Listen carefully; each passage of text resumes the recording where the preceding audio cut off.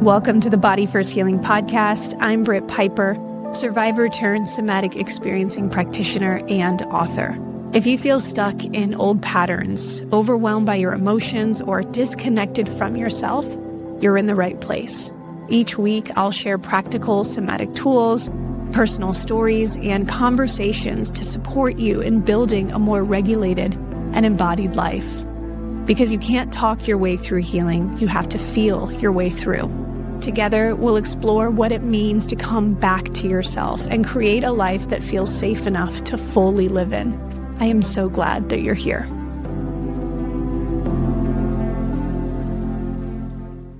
Hello, my friend, and welcome back to the Body First Healing Podcast. I am your host, Britt Piper, somatic experiencing practitioner, author, trainer, and survivor.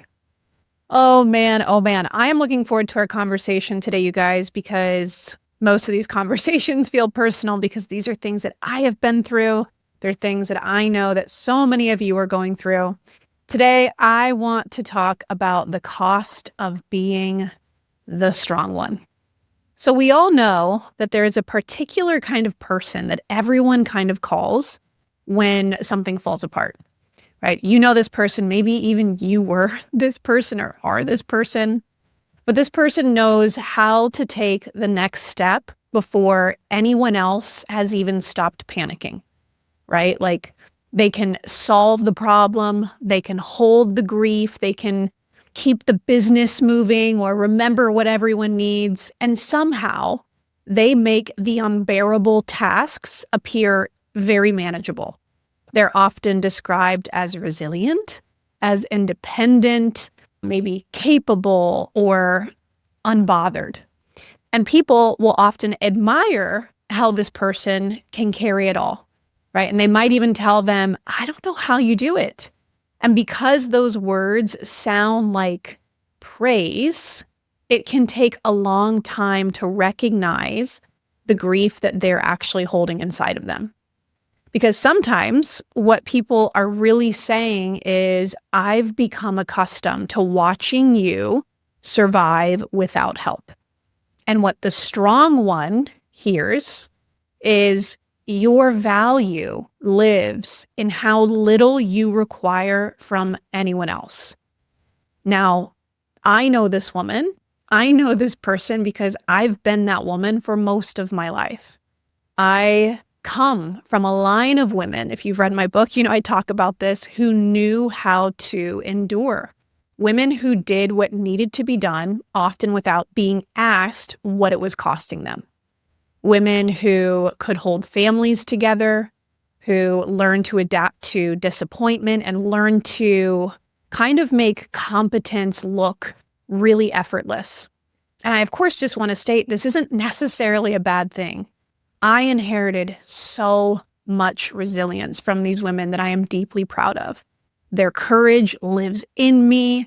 Their ingenuity lives in me. Their willingness to create something from almost nothing, that lives in me.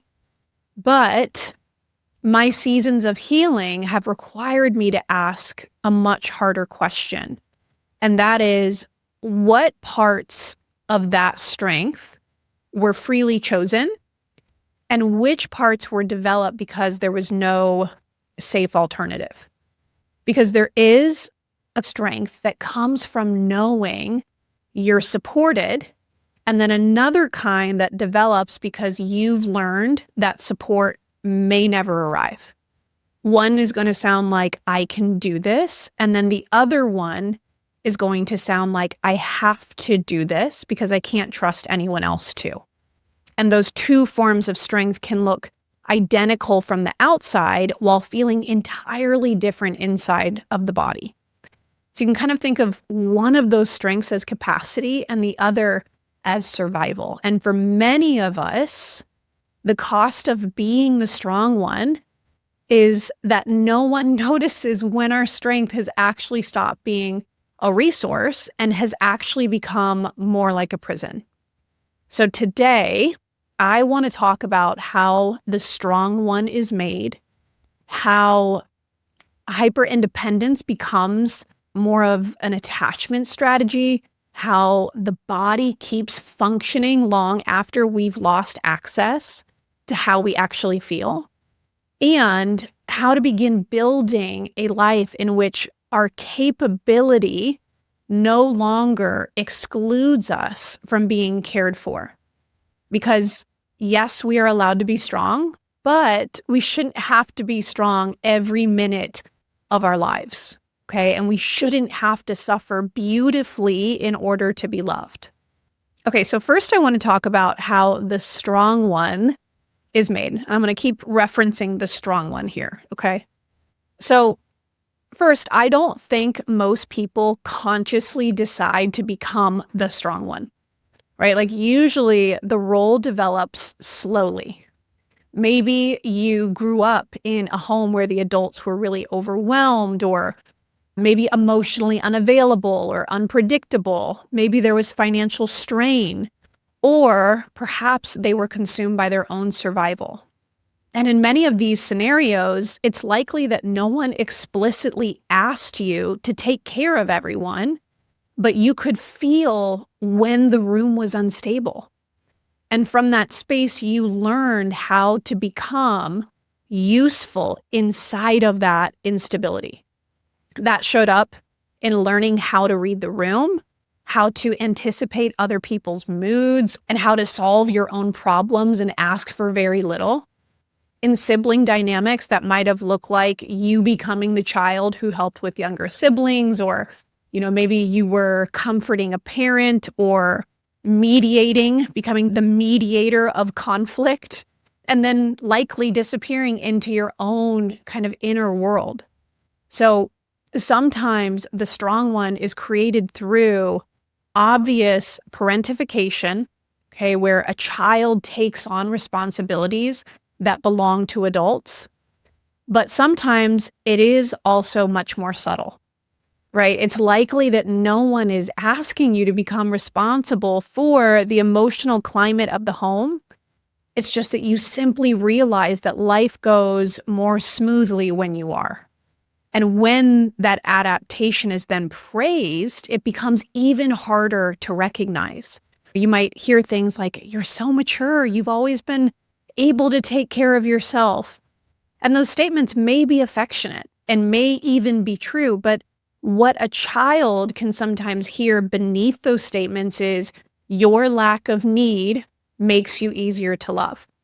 And so the nervous system then begins associating belonging with competence.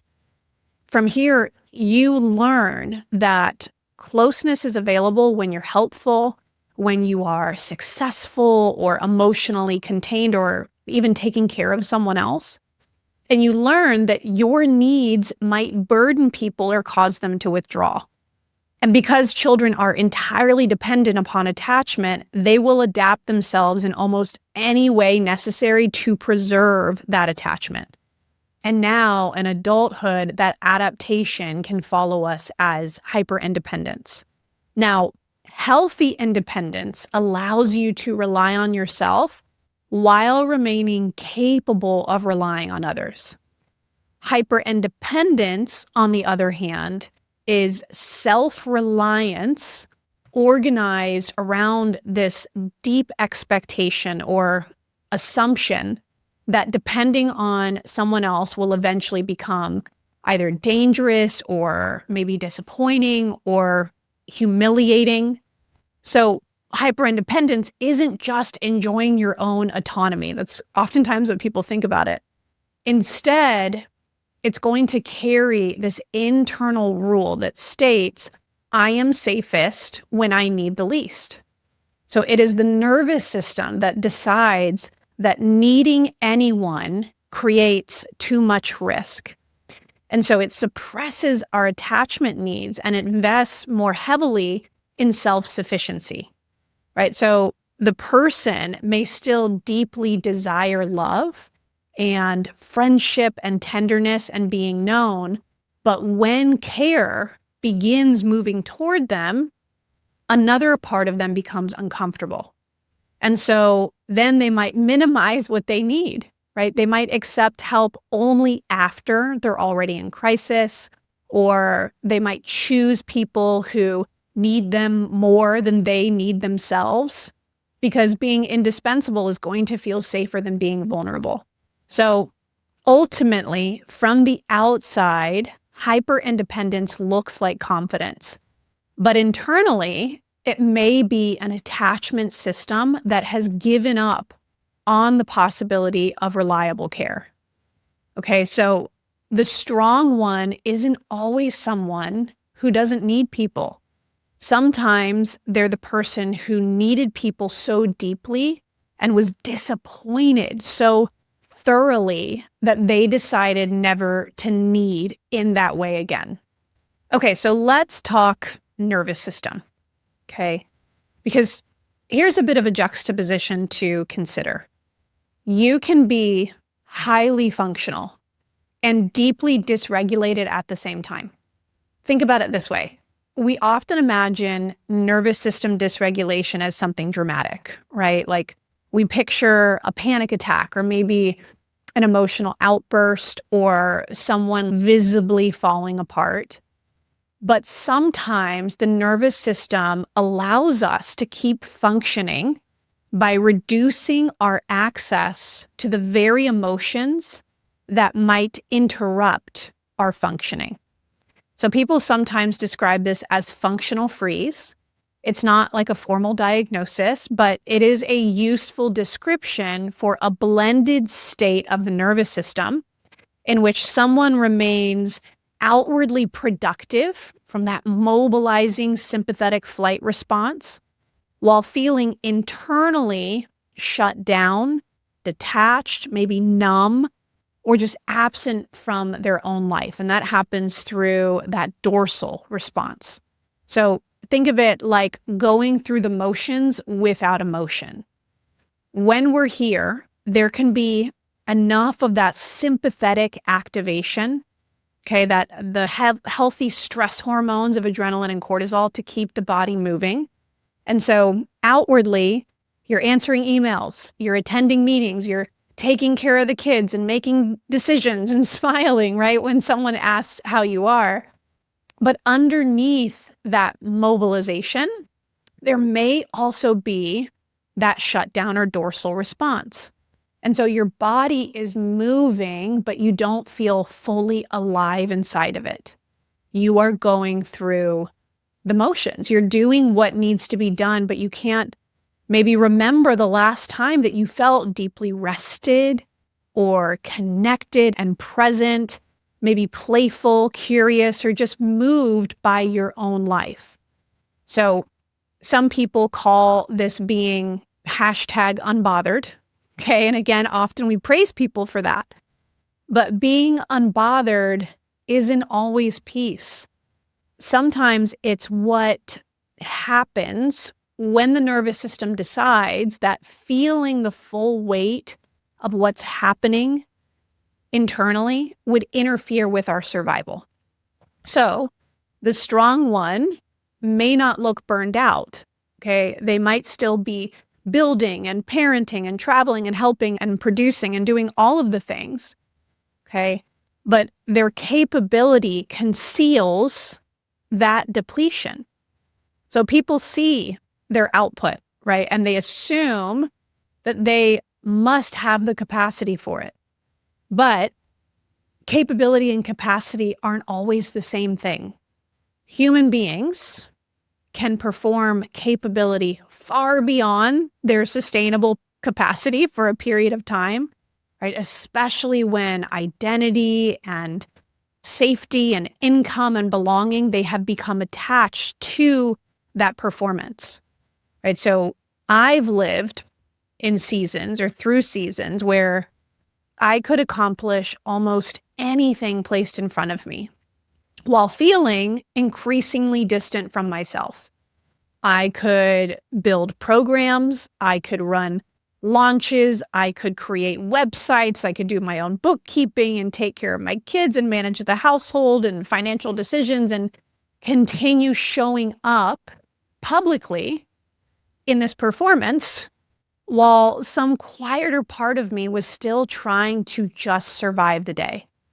So I'll just share, just very personally, this past year for me has held a lot of stress and a lot of change from, the grief of losing our pet, our dog, to really, really major decisions about home and family and relationships. During that time, my children still needed consistency. My students were still enrolling in programs, and I still had clients that needed me and a community that needed me. I still had employees that depended upon the business. There were decisions that couldn't simply be ignored until I felt ready to make them. And so I'm genuinely proud of the way that I've carried myself through this season. Now, of course, I don't want to, pathologize my own competence, but my strength and humility has definitely protected me. And some of that inheritance that I was talking about, my discipline that was passed on to me and has also been sharpened over the years, that has served me. And my ability to organize and lead and create and act has made an extraordinary life possible, even in the midst of one of the hardest chapters of my life.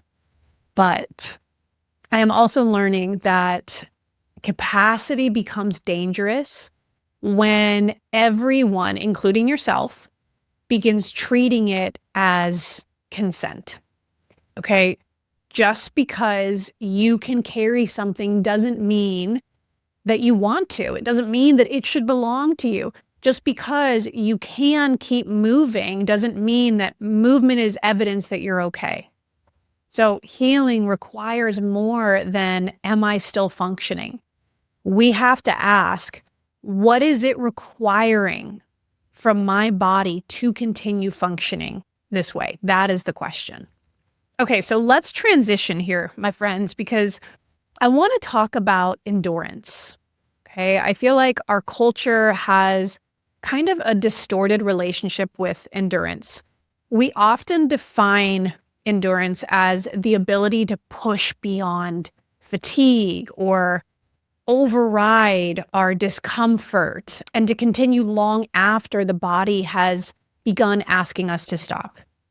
And in that sense, we celebrate the person who keeps producing and enduring through grief and heartbreak and exhaustion and, my goodness, caregiving and crisis.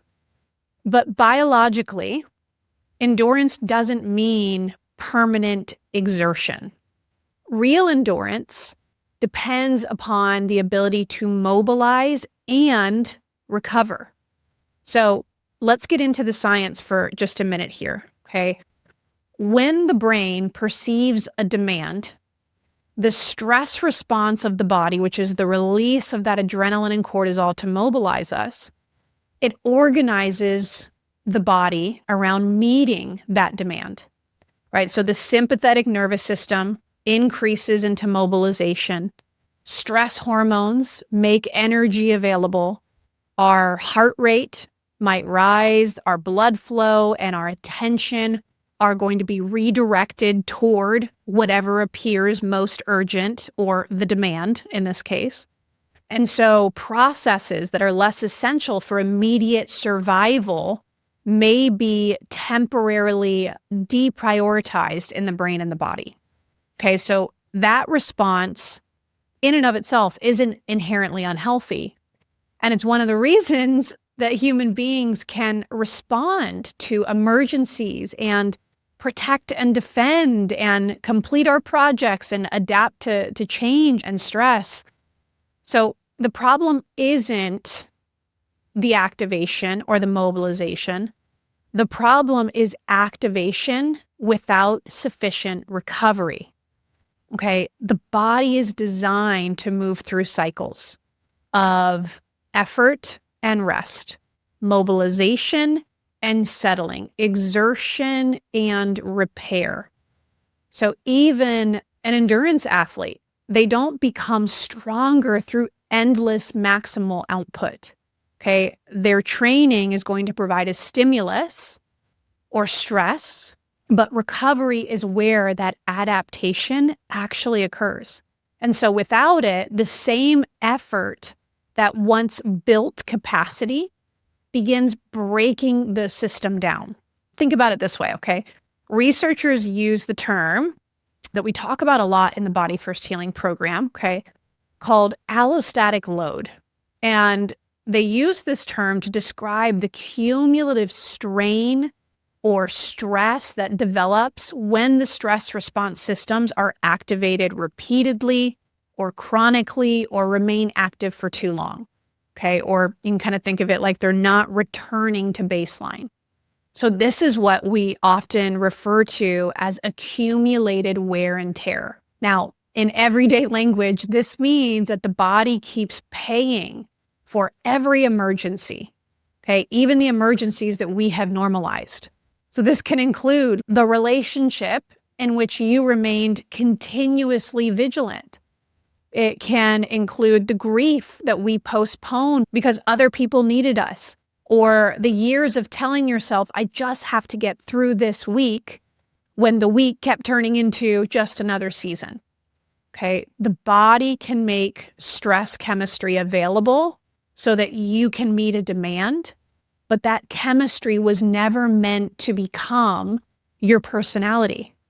And this is where the strong one can become trapped, okay? Where the strong one may experience activation as productivity. They might feel most powerful when there's a problem to solve, or know exactly who to be when everyone else is struggling.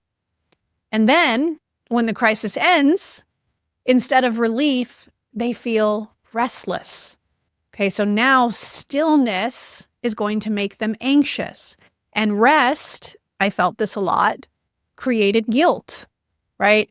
And then when they have unstructured time, what starts to emerge? Grief, or anger, or loneliness, or uncertainty. And so when this happens, they likely find another task or another person to help, right? To distract themselves. And this is when the nervous system begins preferring constant mobilization, not because it feels necessarily good, but because it is going to feel familiar. Now, for me personally, there have been times when I believed that I was resting because I was no longer, actively working, but internally, I was still organizing and anticipating and forecasting and preparing for things to come. And so my body may have been, sitting on the couch, but my nervous system was still like standing guard. So recovery isn't simply the absence of activity, okay? Recovery requires a felt reduction in demand. It requires moments when the body receives credible information that nothing is currently being required of it. Sometimes that can come through sleep. It can come through nourishment, presence in quiet, movement, laughter, time outdoors. That's a huge one for me. But recovery is also relational. So sometimes what allows the nervous system to settle isn't just another self-regulation technique or something that you do alone. Sometimes it's hearing someone say, I've got this. You don't need to think about it anymore. And it's the experience of another capable nervous system entering the room and reducing the number of things that your nervous system has to track. Okay, so resilience is not the ability to withstand or endure unlimited stress. It is the ability to move through activation and find your way back to baseline. Okay, so I feel like this wouldn't be a Body First Healing podcast episode without talking about the body here, okay? And the cost on the body when it comes to being the strong one. So when someone has spent years overriding their limits, the body often begins communicating in ways that are really difficult to dismiss. And I, of course, want to be thoughtful here because I don't believe in, simplistic body maps. For instance, shoulder pain doesn't automatically mean that you're carrying too much responsibility, okay? But physical symptoms can have many causes, and new or persistent symptoms do deserve appropriate medical evaluation, okay? But stress is a whole body experience. It involves muscular, cardiovascular, endocrine, immune, digestive, respiratory, and neurological processes.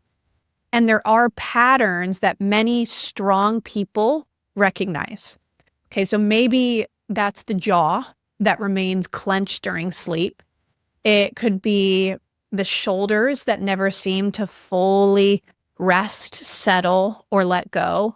It could be headaches that arrive weeks after concentrated effort, or maybe digestive symptoms that seem to intensify whenever life becomes really emotionally demanding.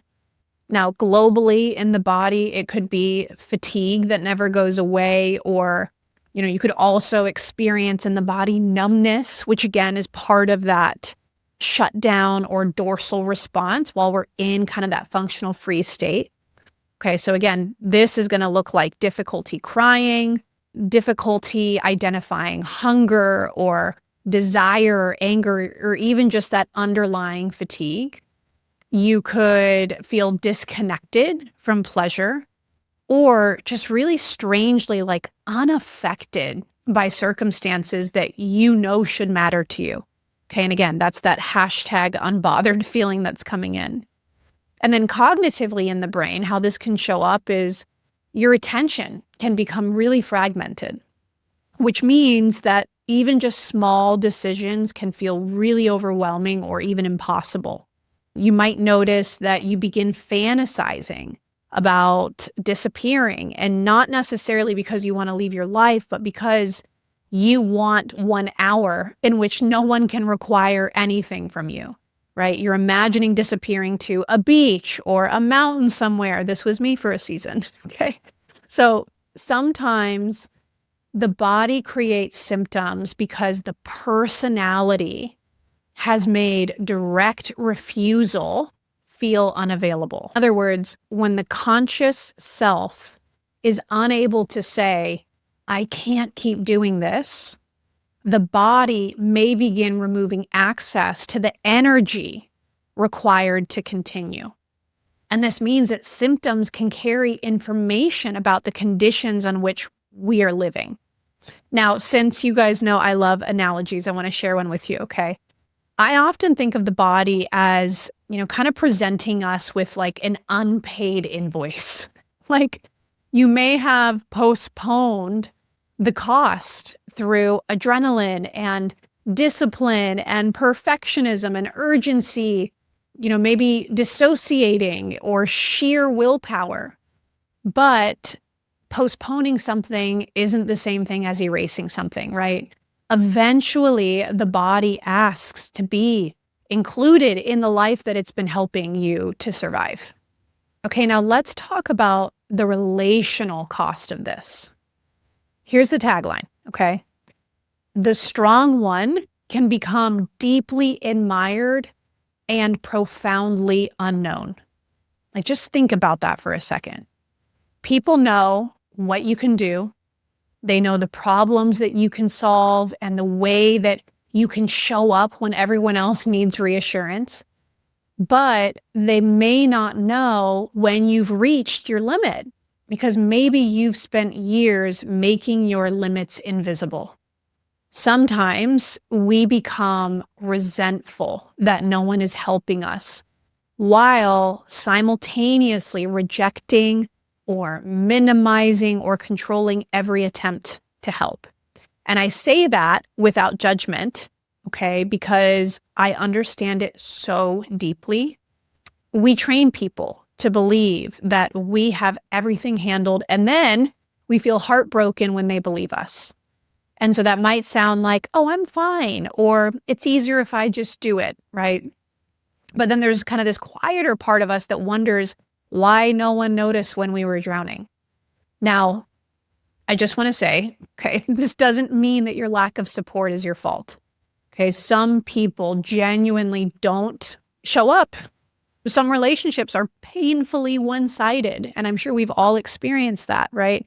Some families are so accustomed to your labor that they resist any version of you that now requires reciprocity. Okay, but healing may also require becoming honest about the ways that we keep support at a controlled distance. Now, I want to share a story with you guys because I saw this in myself recently. So I recently had a surgery. I had a medical procedure. And I want to share this as an example just to show you that the work is always continuing, okay? I prepared for this surgery in the same way that I know how to prepare for almost anything. I meal prepped before the surgery. I organized my home. I made sure that everything that I might need was accessible to me. Okay, I designed like an entire recovery plan around the assumption that I would take care of myself. And then come surgery day, okay, friends and family and even my surgeon began asking questions that seemed completely obvious to them, but maybe not me. Britt, why are you alone on surgery day? Who is staying with you? Like, why don't you have a meal train? Like, why didn't you tell anyone that you had a surgery come up? And I realized, that I had taken a circumstance in which dependence was completely reasonable and expected. And I built an elaborate system to avoid depending on anyone. I was still practicing independence in a moment that was designed to require care. And so the lesson here wasn't that preparing for myself was wrong. Okay, there is so much tenderness in making sure that your future self has what they need.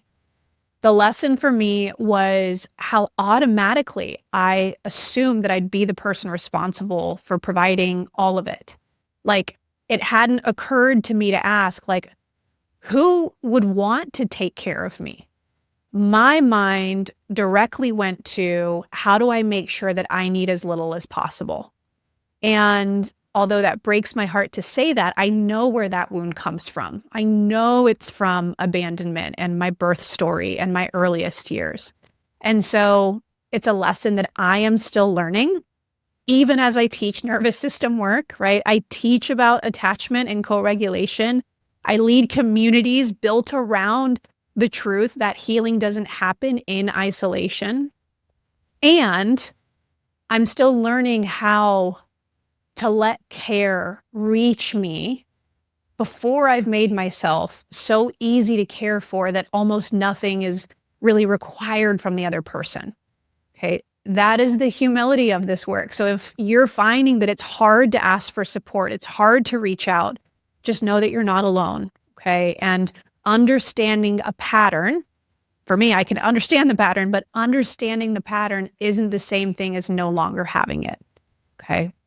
Now, I guess since I'm in a state of just sharing so openly, I guess I can also, just talk a little bit about how I saw this pattern a lot in my businesses as well. And this is an area where I have really, really grown and put in so much work.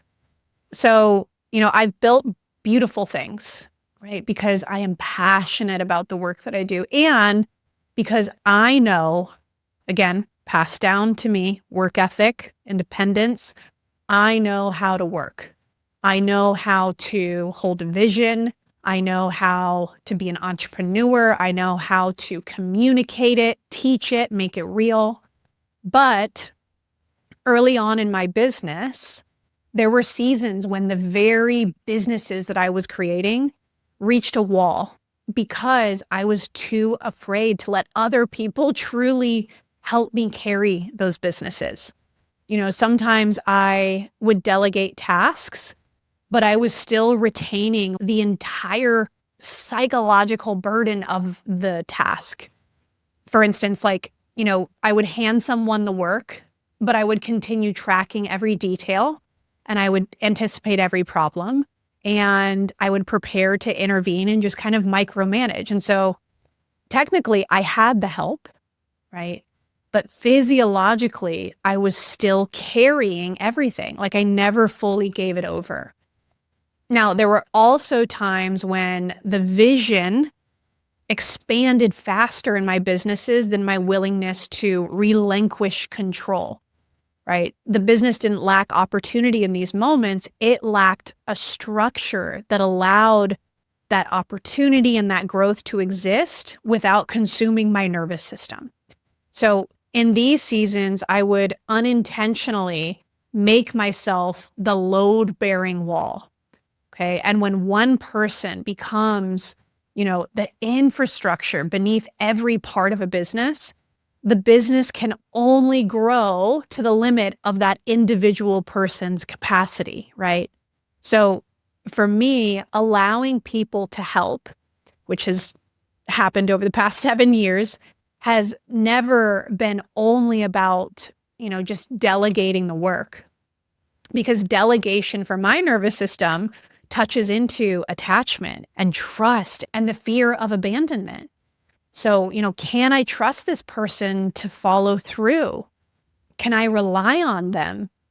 And so if this sounds familiar to you, I'm sure that you can probably agree that carrying everything is exhausting, but it's predictable, right? It makes so much sense how we end up in these strategies because letting another person carry something is not predictable, right? It's uncertain. And when uncertainty has historically resulted in disappointment, our own control can feel safer than that potential relief that this person can bring in. But we have to remember that control doesn't come without a cost, right?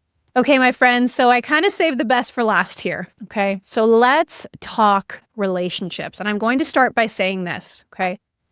You don't have to endure to be loved. I'm going to say that again, okay? You do not have to endure to be loved. So at the center of this pattern, there is often a very old belief about love, right?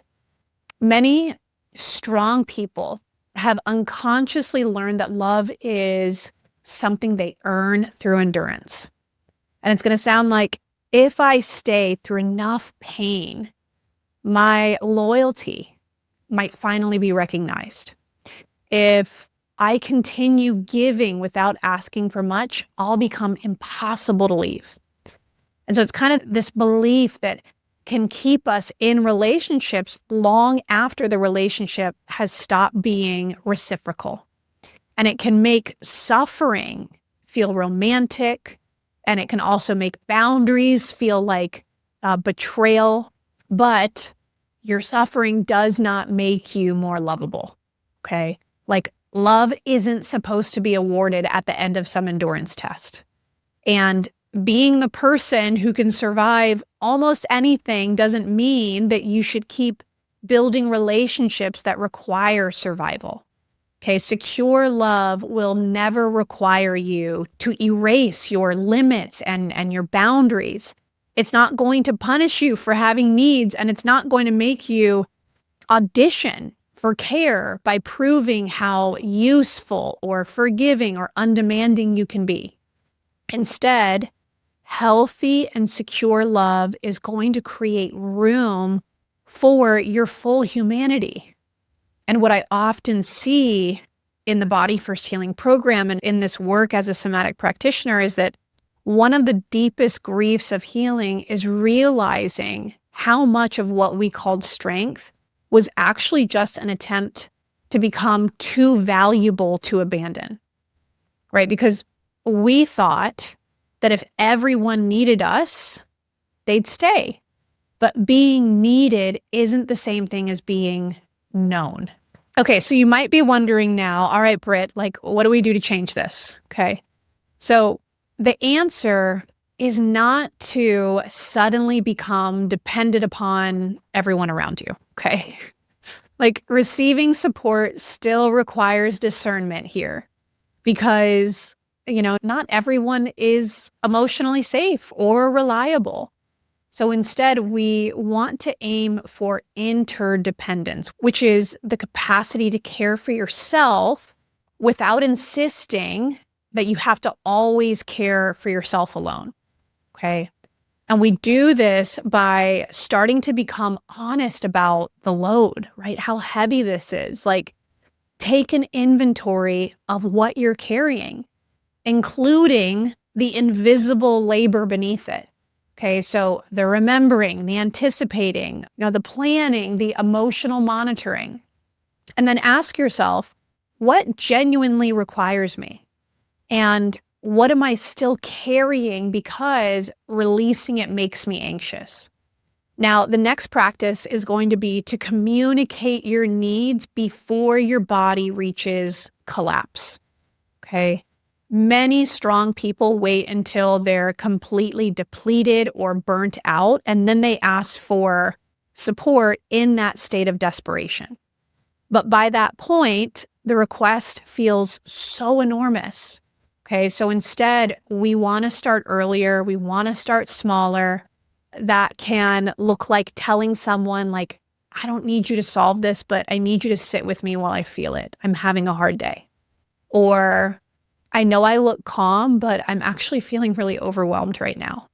Okay, these small requests help the nervous system learn that receiving doesn't automatically create danger. Okay, and then notice what happens inside your body when someone does help you. Do you tense? Do you begin planning how to repay them? Do you search for something useful to do so that you don't have to remain in this vulnerable position of being cared for? Okay. And as you notice, instead of judging those reactions, can we become curious about them? Okay. In those moments, I would encourage you to feel the support beneath your body. Okay. Notice that you're being held by something that you're not actively holding in return. Okay. Doing that allows you to give your body an experience of support that doesn't require immediate repayment. And then lastly, we're also going to have to grieve the identity of the strong one. Okay. The identity may have given you belonging and purpose, maybe even admiration and control, which means that some people may become uncomfortable or just completely confused when you stop overfunctioning, okay? Because they benefited from that version of you who was limitless, who didn't have limits. So you may have to tolerate disappointing people who were comfortable with your depletion, okay? And you might have to discover who remains when you're no longer constantly being the useful person. And in that process, it's likely that you're going to meet the younger part of you who still believes that requiring care makes love less secure. And when you do meet her, just as I've met my younger self who believes that, something you can tell her is you don't have to become effortless to keep people close.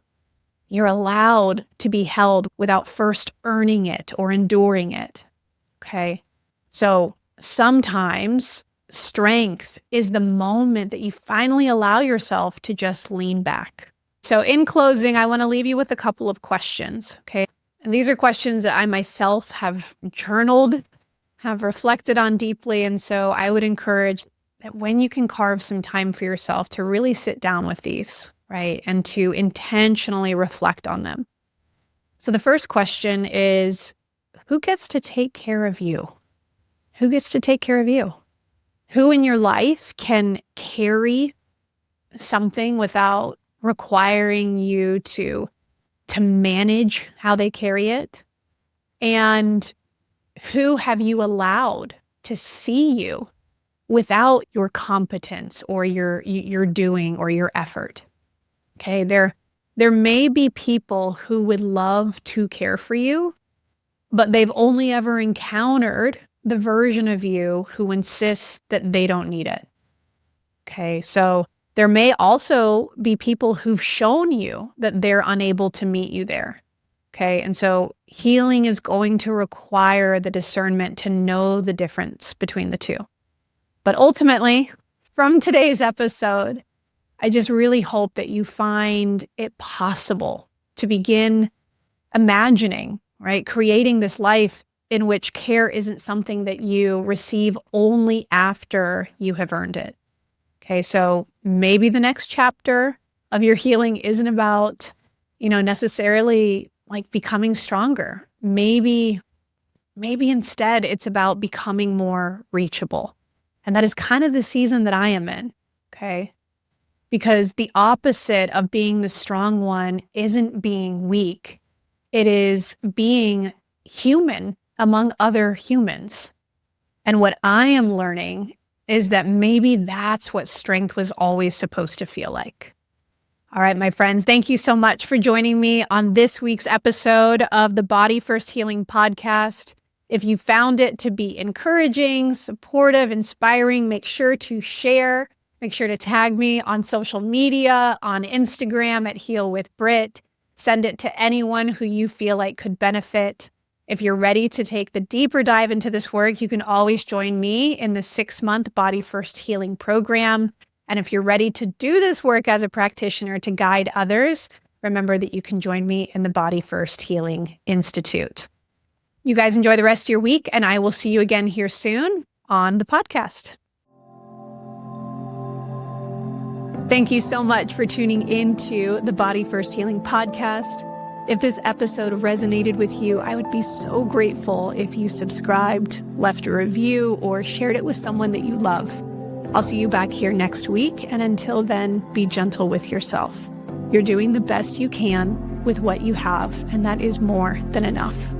Just a quick note, this podcast is for educational purposes only and is not a substitute for medical advice. Always consult a qualified provider for personal support.